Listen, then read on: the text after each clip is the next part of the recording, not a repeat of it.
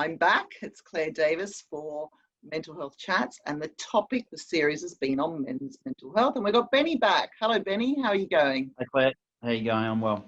I'm very well, thank you. How are you? I can see you're keen to get onto this topic, which I am as well. I am.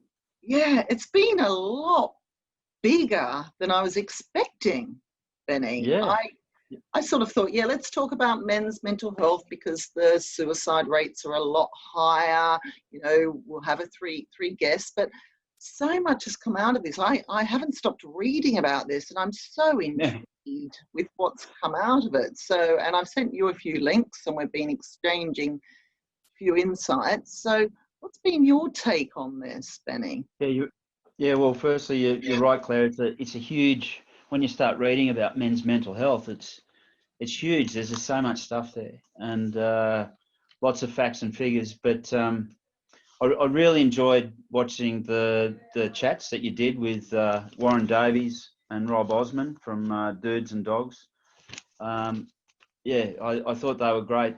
So whilst there's a lot of content there and all the different websites that you can get onto, the Beyond Blue, the Men's Health Forum and all that sort of stuff, there are some real common themes through there, and I'll get onto them. But I just thought it was worthwhile just touching on some of the main messages that came from your chats with Warren and Rob. So Warren basically had 3 lessons. He talked about the 3 lessons, and I think both Warren and Rob they were coming from the perspective of having their own issues. So they weren't just talking from a sort of academic perspective. They'd both experienced their own mental health challenges. But the 3 lessons from Warren were: communication is key, staying connected to your community, and seeking help and treating mental health seriously. Yeah. And these are themes that come through in everything that you read about men's mental health. And he was talking about coping and isolation, and I really recommend people watch both of those. Rob, I was really interested in Rob's talk because we've got dogs, and I'm interested in dogs, but I was really interested in the angle that he had. He talked about getting together and going out for a walk and a talk, and not just sitting down with someone opposite at the kitchen table and having that sort of front on, I'm feeling a bit down sort of thing. Yeah. It was is creating that really different environment, and that facilitates open discussion and people to open up. He talked about side-by-side chat, and I thought it was a great format. It's outside, not inside. The dogs take a bit of the sting out of the whole thing, and different than going to a counsellor. In a counsellor, it's quite formal, isn't it? Exactly. Yeah. In fact, he made the comment, Claire. It's a good point. He made the comment: people who would never call a counsellor are happy to go for a walk and a chat, and talk about the fact that they're not okay. Yeah. And I just thought it was great. He said as soon as he opened up, he discovered that he wasn't alone, and I thought that was a really important point as well. And that's one of the greatest challenges for men, is that first step in opening up and discovering that you aren't alone, and getting past all that stigma stuff. And I'd like to just talk about Jason's YouTube. I know you haven't had a chance to watch Jason's because we had a problem with you getting onto the link, but something that I read on the Mental Health Foundation website was about, and it's actually a page on men and mental health, and it was all about what is masculinity. And I love the fact that Jason is all about what is masculinity for you. Now I'm moving around because I've got so much to talk about. There's so many facts. So I wanted to get this right. But his 3 points were having flexible thinking, showing flexible behavior, and presenting a compassionate mind. And it's all about what masculinity is for the individual. And I think that's where so much discussion is, because, you know, growing up, I know, you know, what was masculinity? I had two brothers. What was masculinity for them? What's masculinity for all my friends? And it's really understanding ourselves, that we're all individuals. All men are individuals, all women are individuals. This isn't just about men. It's who are we and how do we come across? So what I love about this topic is that, you know, I honed it on men's mental health. Didn't think it was as big a topic as it is. And everything that applies to men does apply to women. But we've found some really interesting facts, haven't we, Benny? So would you like to, what have you found out? What have we found out? Because I just think this is so intriguing. Yeah. So in Australia, and this is replicated in the UK, men are 3 times more likely to die by suicide than women. Yeah. Every day in Australia, 6 men die on average by suicide. Yeah. 76% of suicides are men. Men are far less likely to seek help for mental health conditions than women. So 28% of men and 41% of women. 1 in 7 Australian men experience depression and/or anxiety in a year. That equates to 1.26 million men per year in Australia. And look, when I read about Australia and I read about the UK, the stats, the facts and the figures, they're virtually mirrored. One thing that I found that seemed to be contrary to the other things that I was reading is that men are less likely than women to experience depression and or anxiety. Yeah. So in the UK, it's 1 in 5 women experience depression and or anxiety, and it's 1 in 8 men. So that sort of didn't seem to add up, because all the other stuff is painting this picture of men being far worse off and having more problems and things like that. So you naturally assume that they have a higher frequency of experiencing mental health issues, and it's actually higher in women. And my take on that could be, and as we all know, I'm not a psychologist, but from my understanding, how many men do actually go to GPs? How many men are that statistic because they've reached out, or do they wait until it's too late, because men may have a tendency not to talk about things as much? So exactly. We need to really start, like Rob said, like all 3 guests said, start opening those conversations and getting men talking. It's so important, and not hiding behind their emotions, definitely. Yeah. But I actually found the Men's Health Forum, and I'm going to put the link in for the Men's Health Forum.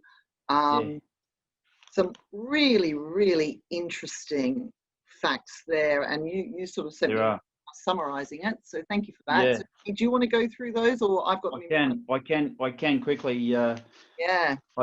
Just on that point, one of the things in that Men's Health Forum, Claire, is that the majority of men said they would seek medical help for physical illness, but only 19% said that the same for mental illness.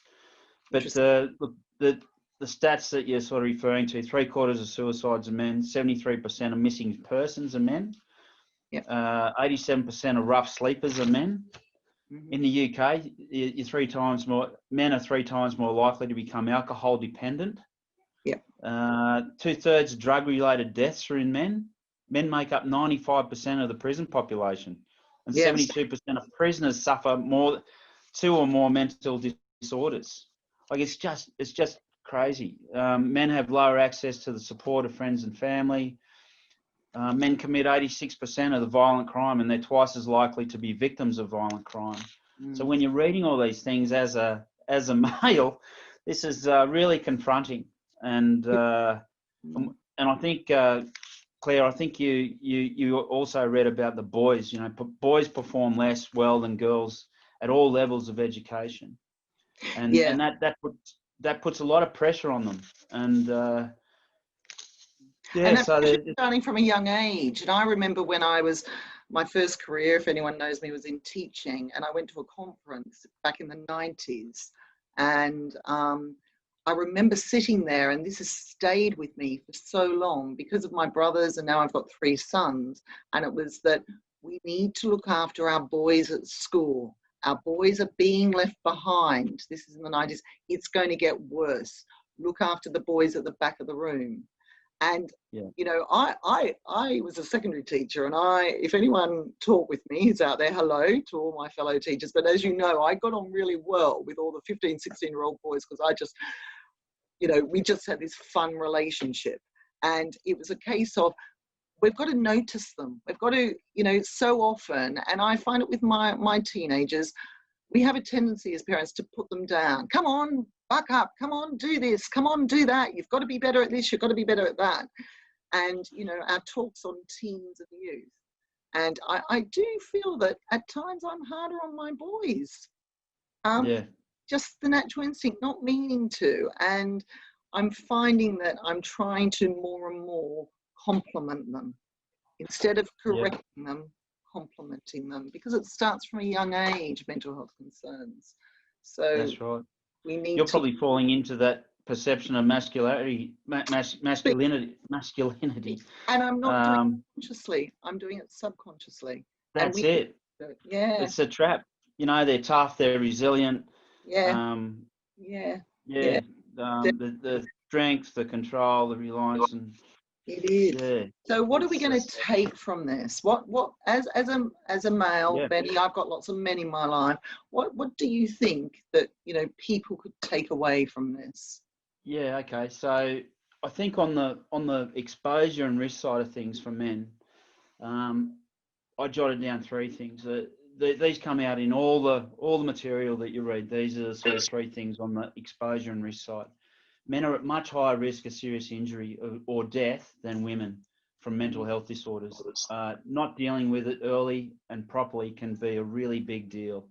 Yeah. And that's why it's so much more important for men, because they're at such higher risk than women because of all the other things that underpin that. The second one is, on lots of fronts, men are more vulnerable to the negative impacts and outcomes of mental health conditions than women. They've got worse suicide rates, all the things that I just listed about missing persons and all that sort of stuff. So they're just vulnerable to the negative impacts and outcomes of mental health. The third one on the risk side is, the biggest problem is that men simply don't recognise or acknowledge that they have a mental health problem. And if they do, they're pretty poor at seeking proper help and support to get themselves right again. That's why it's so important for those close to them to be on top of the warning signs and to know what to do. Pretty much men are hopeless at dealing with this stuff. And that's why it's so important to have those networks. And one of the speakers, I think it was Warren, talked about have 5 close people around you that you can really rely upon. And then on the solution side, Claire, just 3 points. I know we're tight for time, but be aware of the indicators of mental health conditions, clinical signs, prolonged changes in behaviour. I think Warren listed all those things. He's quite good at that. This applies to men themselves and those living with them. We need to have greater awareness as men and also as people around men. Yeah. Number 2 is get in early and see someone that knows what they're doing so they can help you or point you in the right direction for specialised help and support. And the last one for me was, for enduring successful treatment, you really need to establish a support network of close friends and family that you can rely on to keep you on track and to prevent a relapse. Noting that as a man, you're in the high risk group for not being very good at self-managing mental health conditions. And that can be negative for both you and the people around you. So you might initially come good after seeing a professional, but you're going to need ongoing support to help you stay in that happy place.